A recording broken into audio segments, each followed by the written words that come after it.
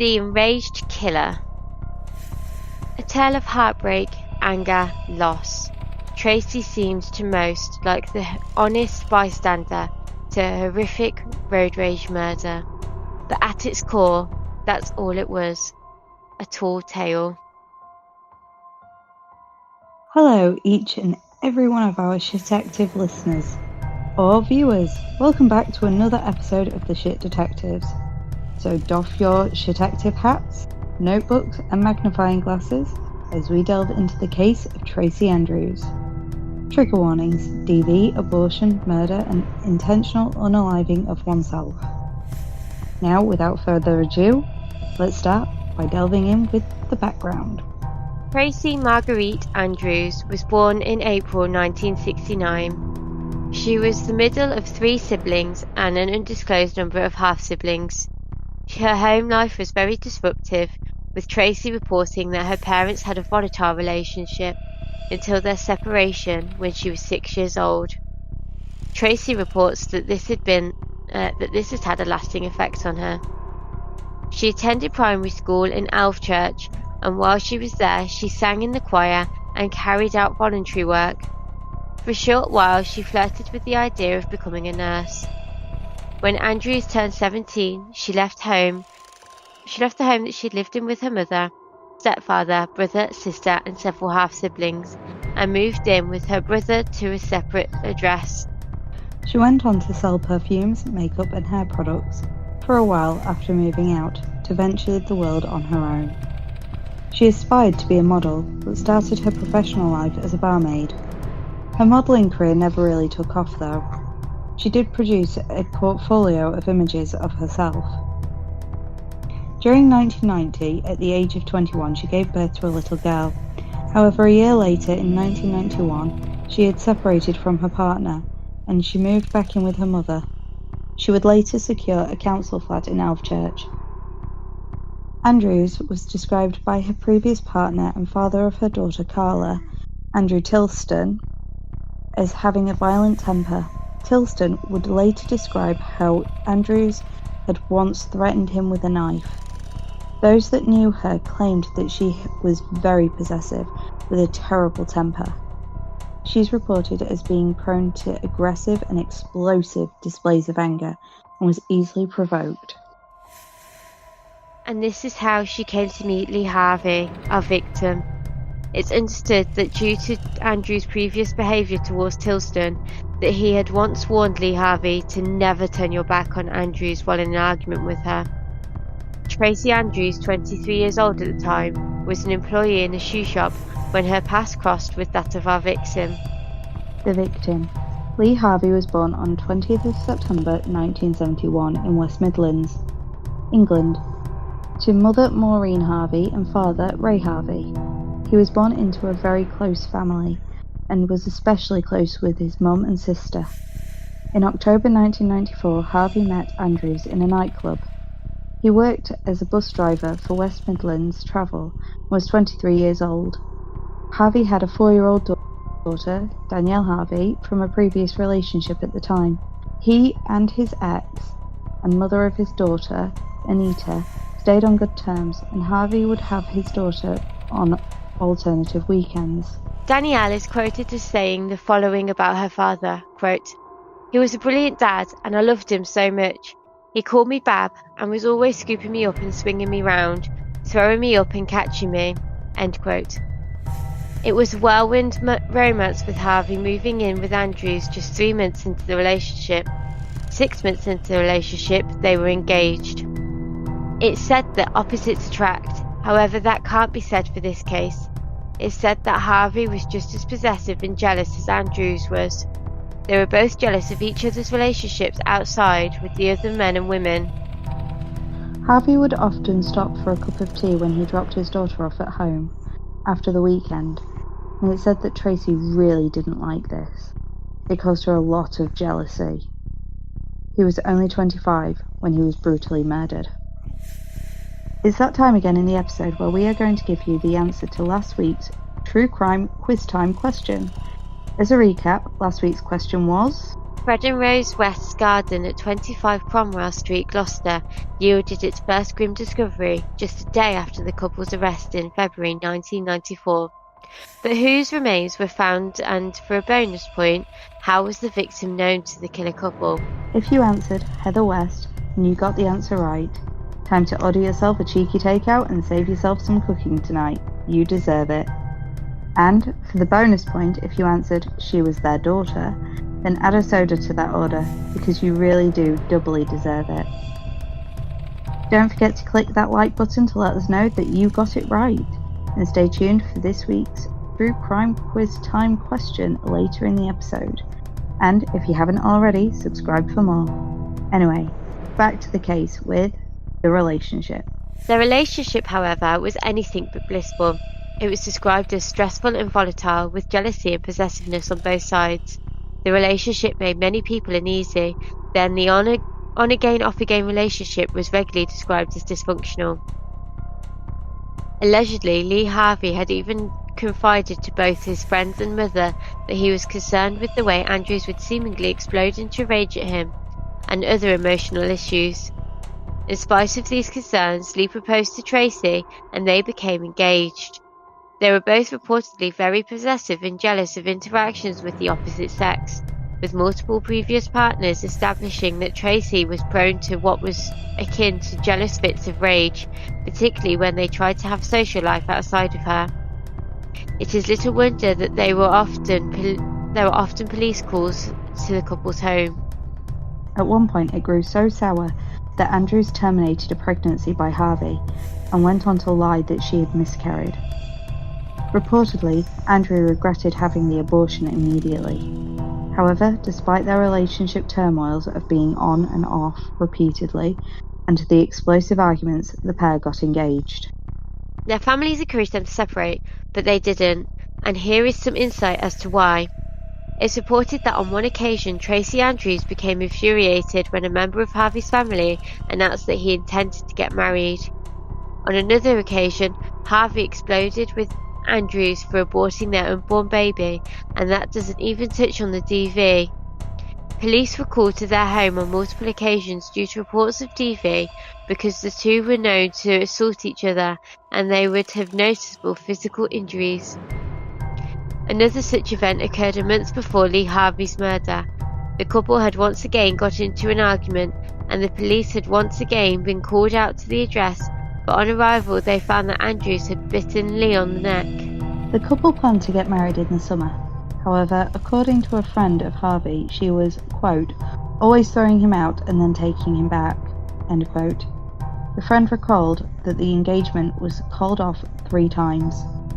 Tracie had a well-known history among their friends and family of throwing Lee out on the street, often throwing his clothes out of the window or in bin bags. She even went as far as changing the locks. Now on to the crime. It was a cold night on December the 1st, 1996, when after a long day of fighting, Tracie Andrews and Lee Harvey decided to take a break from it all and hit the local bar for a few drinks to make up and calm things down between them. They called it a night after having some drinks and headed home. The drive should have only lasted 10 minutes, but it all went terribly wrong. According to Tracie's account of what happened, as they drove the dark, narrow and windy road, a car sped up behind them. The car flashed their lights and honked their horn. Andrew and Harvey sped up in an attempt to put some distance between them and the car behind them. However, the car would soon be on their tail again. Harvey would grow to be frustrated, so much so that he pulled the car over and instead of passing them, the car pulled up behind Lee. Both men got out of the vehicle and started to argue. According to Tracie, that's all it was, a simple road rage-fueled argument, and it didn't take long before both men were heading back to their cars. However, it would soon escalate when the passenger from the other car decided that he had something to say. Before Lee was able to get back into the car, the passenger brutally attacked him. Tracie claimed that she jumped out and tried to help, but it was little use. The passenger supposedly called her a slut and punched her in the face before his anger returned back to Lee. The passenger returned to the car and the two strangers left. It was only then that Andrews was able to check on her fiancé, and that was when she discovered that he had been stabbed. Tracie is quoted as having said, quote, "The passenger called me a slut and punched me in the face. Afterwards I went to Lee. I don't know whether he was alive. I housed him, I cradled his head, and was just thinking of anything I could do for him. I had taken a first aid course and tried to stop the flow of blood. I went into a state of shock." End quote. The commotion had caught the attention of a nearby resident who went to the road to investigate. There, the resident found Lee's body on the ground, bloody and stabbed, and Andrew standing beside him. The resident immediately ran back to his home to call the police. Upon the arrival of the police, she told them her account of what had happened, though there were details she claimed she couldn't remember. She did eventually claim that the perpetrators were driving a Ford Sierra. The investigators at the scene noticed that Andrew and Harvey's car had been parked neatly on the side of the road with no evidence of road rage. There were no tyre marks. The position of the car was too neat, stuff like that. Unfortunately, Harvey would be pronounced dead at the scene. The autopsy would later reveal that he had been stabbed a total 42 times with a penknife. He was stabbed in the back, front and throat, with the final blow being to an artery in his neck. Tracie was taken to hospital where she was treated for her own injuries. On December the 3rd, 1996, a press conference was held, and it was here that Tracie told everyone that Lee had been killed in a road rage attack. She claimed that a fat man with staring eyes had stabbed him numerous times after getting out of a Ford Sierra in which he was a passenger. What happened next shocked the police. Tracie went on to appeal to the unknown driver. She is quoted as having said, quote, "Whoever this person is that was with you, you obviously know him, but he's ruined my life. He's ruined the lives of Maureen and Ray, and, please just tell us who he is." She would go further to tell the driver that if he came forward he wouldn't be in any trouble, because it was only the passenger that the police wanted. I'm just going to put a quick insert here. If you watch Britain's Most Evil Killers, they've got a episode that they do on her, and they have some people who recount the investigation, and one of the journalists said it was when she made that statement that he imagined she first came into suspicion, because you could see it in the detective's eyes as he went, what? And then turned to look at her, and they reported that as he turned to look at her, the picture that rotates around of her so often, where she's got her hooded eyes and her jaw jutting out and she just looks dangerous, was also taken. I believe that was when she'd been asked about it being 10:15, and she corrected them saying it was quarter to 10, while in her original statement she said that they'd left the pub at 10:15. Oh, maybe. It was still in the same thing, but... Sorry, maybe I've got it. I watched this the other day. Maybe I got it wrong then. I watched it around Christmas, so... Yeah, it was because... Yeah, maybe I'm misremembering. It was because the journal... She'd been asked a question, because her original statement had said that she'd said they'd left the pub at 10:15. And during it, she actually corrected and said that it was 10:45, and that's when it sort of flagged up. Well, detectives, it's time to see if your true crime recall is better than mine. It's true crime quiz time. So we are going to take a short break here to give you this week's true crime quiz. So gather in, detectives, grab the detective hat and magnifying glass, and see if you know the answer to the following question. 19th century murderer Manuel Blanco Romasanta was said to be Spain's first serial killer. He confessed to 13 murders and was convicted of 9, but denied responsibility on the grounds that a curse had turned him into which mythical creature? A werewolf, B. A vampire, C. El Coco? If you think you know the answer, then comment it down below if you're joining us on YouTube or TikTok. If you're joining us on another platform, then comment your answer on our other social medias like Facebook or Instagram, or join us on YouTube. And don't forget to tune in next week to find out if you were right. And you're going to need to click that subscribe button so that you definitely will not miss the episode and the little notification bell. Now, back with the case where we discuss the investigation. The police found 80 to 100 strands of Tracie's hair clutched in Lee Harvey's dead hand, though at the time they didn't know it was hers. DNA would reveal the truth behind this, and the police would begin to realise that a struggle had occurred with Tracie in the mix of it all. A witness would come forward, a child who happened to live on the street where Lee's life had been stolen from him. The child told police that she had heard an argument that night, and though she was unable to see who it was, she knew the one voice belonged to a man and the other was very distinctly female. Another witness came forward and reported that they had witnessed Harvey's car drive past them on the same road where the murder had occurred. They reported that they didn't see any cars following them, and in actuality it turned out that the witness hadn't seen any other cars on that road that evening because it was a fairly rural road. Police also started asking questions regarding Andrew's timeline of events. She had claimed that they had left the pub at 9:50 p.m. to drive 3 miles to their home. However, the police weren't called to the scene until an hour later. What added to their questions was that, according to friends and family of the couple, their relationship was stormy and tempestuous. It had only been around 2 months before the murder that Andrew was witnessed punching Harvey twice in the face in a nightclub and biting his neck, and this was also brought to the attention of investigators. On the 4th of December, Tracie Andrews tried to commit to that 6-foot weighted blanket. She did this by overdosing on sleeping tablets and tranquilizers.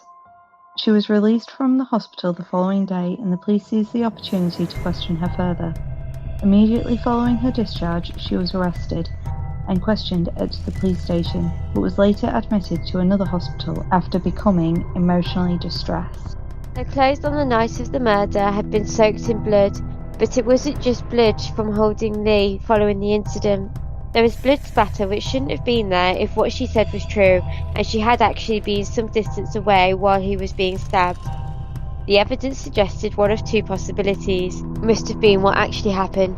Either she was right there up close as he was being attacked, or she was the attacker.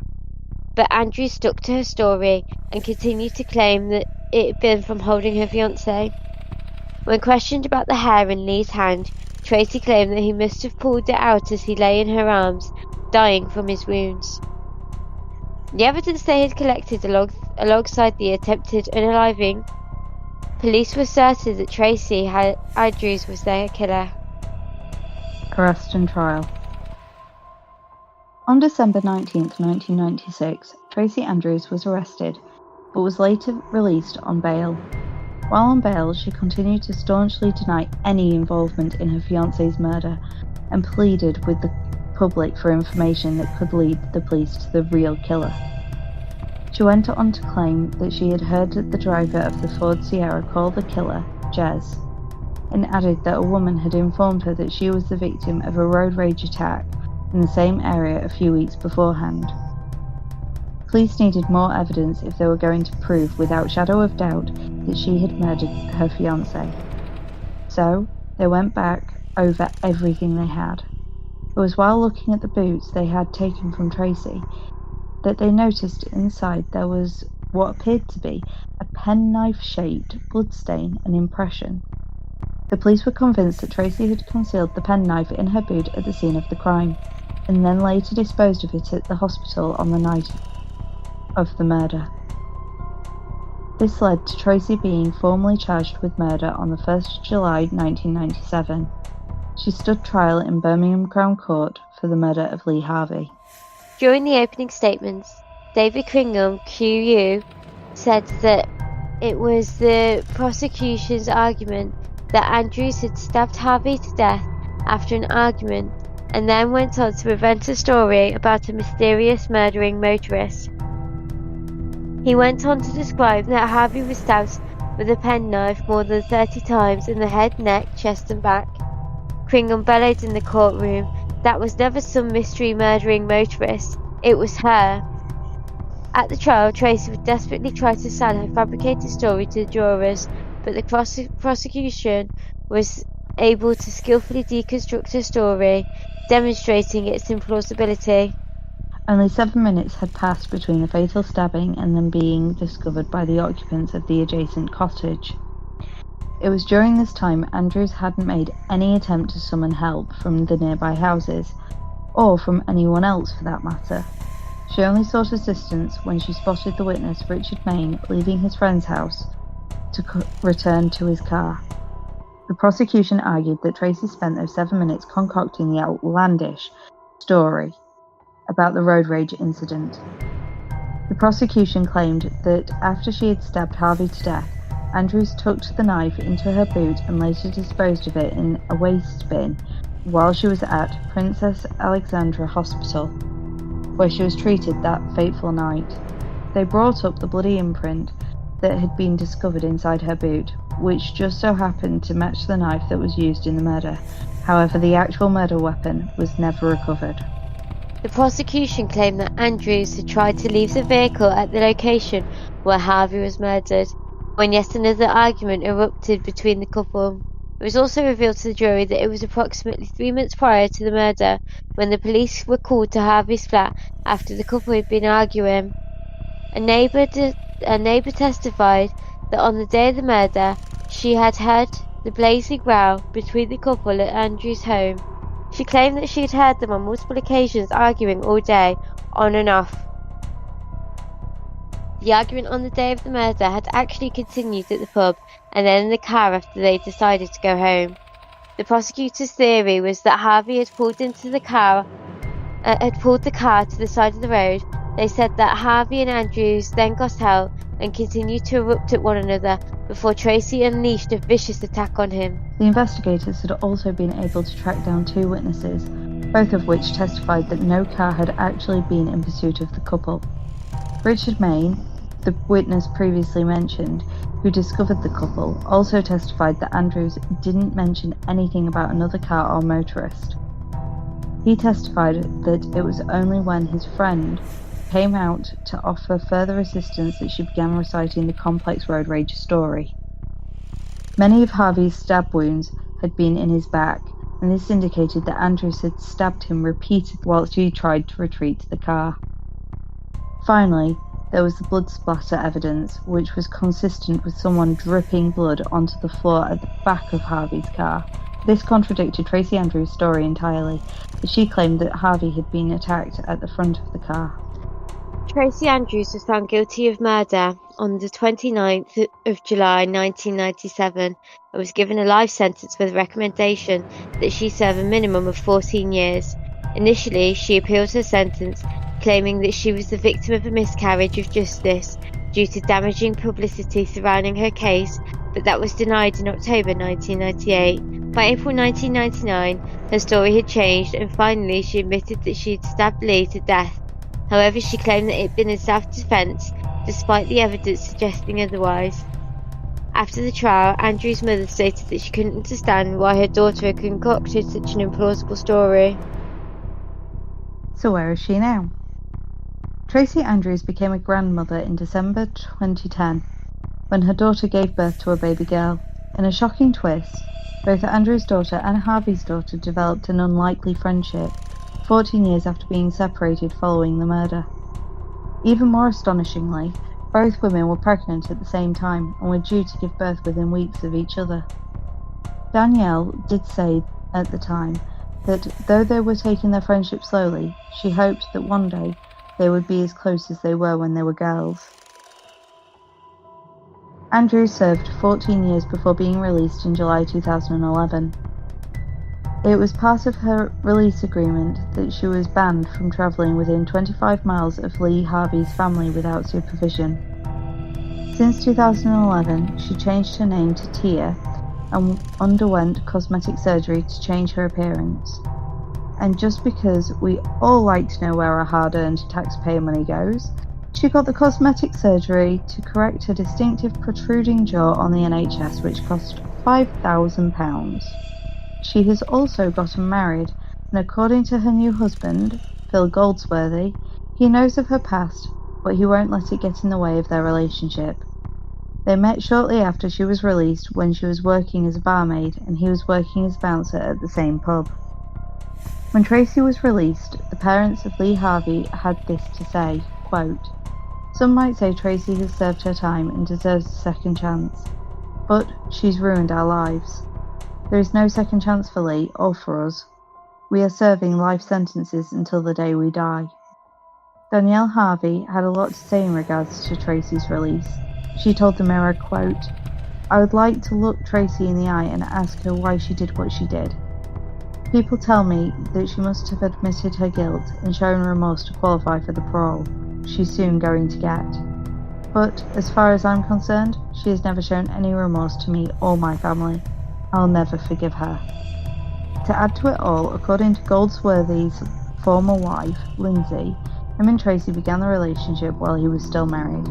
She's quoted as saying, "That woman has stolen my husband from me," end quote, and branded her a marriage wrecker. She felt that Andrews had targeted Goldsworthy knowing that he was married at the time. In 2017, Danielle slammed Tracie publicly after she had been front page news for her hen do in Butlins. She was photographed dressed in a PVC corset and sexy police woman's uniform for the drunken weekend. It seemed at her hen do that Tracie didn't have a care in the world as she drank and partied hard, like a skank, and lapped up all of the attention she got for it. Andrews is also reported as having been given a new identity. It's reported that she now goes by Jenna and lives somewhere in the southwest of England. She got married in 2017, aged 48 at the time. They got married in Penvington Park Hotel, Redruth, Cornwall, on the 28th of August 2017. It was reported by the Daily Mail at the time it cost £3,000 plus for couples to get married and enjoy a 3-course wedding breakfast for up to 250 guests, canopies, pims or sparkling wine, and the honeymoon suite on the night, including breakfast. Maureen Harvey did write and publish a book titled Pure Evil: How Tracie Andrews Murdered My Son, Deceived the Nation, and Sentenced Me to a Life of Pain and Misery. The synopsis on Goodreads is as follows. Over to you. On December 1st, 1996, Lee Harvey was stabbed 42 times in a frenzied knife attack. His girlfriend, Tracie Andrews, claimed he had been murdered in a road rage attack, and days later appeared at a press conference making an emotional appeal for the witness to the crime. During the days following the attack, the horrific truth about what really happened that night became apparent. It was Tracie who had killed Lee, and then tried to cover her tracks with a web of lies. In this compelling and harrowing book, Maureen shares the turmoil of a bereaved mother trying to come to terms with the brutal murder of her son, while at the same time fighting to bring his killer, who she had welcomed into her home, to justice. She also reveals little-known facts about the investigation and speaks of how her shattered family came through their grief and began to rebuild their lives. It's rated as 3.95 on Goodreads, so if you're looking for some further reading, it's there. However, please keep in mind that it's written from the perspective of Maureen and thus may come across as very one-sided and biased.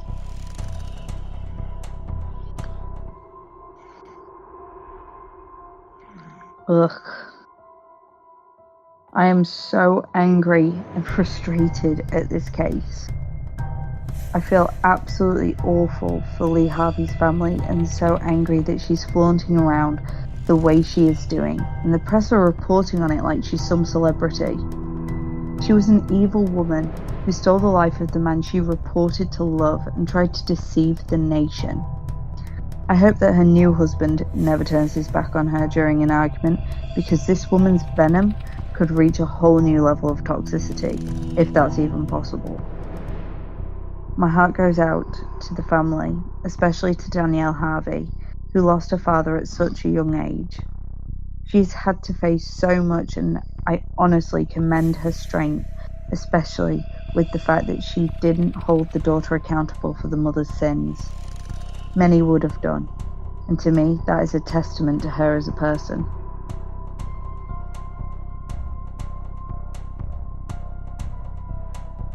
I was reluctant to suggest this case for our podcast, as she is clearly one of those individuals who enjoys the attention of the limelight in the media, be that positive or negative. My deepest sympathies go out to Lee and his family, and I'm glad that in spite of it all, their daughters have been able to keep a bond. It's a shame that it will always have Tracie as a permanent stain. That's how I view her, a stain on humanity. I hope she sought aid for her anger issues, so that we don't hear about another incident like this. I think that Tracie is desperate to stay in the limelight and at the centre of attention, which is why she keeps breaching her own identity, and we keep having to get new ones for her, so that she can stay the centre of attention. I would definitely agree with that last part, especially. She is so desperate to be in the limelight. She seems to view herself as a celebrity. Or at least that's my opinion. Right, with that said, I think we're going to close this episode. If you like this episode, please give it a thumbs up and subscribe for more, and click that notification bell so you never miss an episode. If you're listening to us on YouTube. If you're joining us on Amazon Music or Spotify, give us a rating and a follow. And we hope to see all of you shitectives on our other social media platforms like Facebook, Threads, and Instagram, and TikTok. So, without further ado, I am not going to hold you any longer. We hope to see you next week. Bye!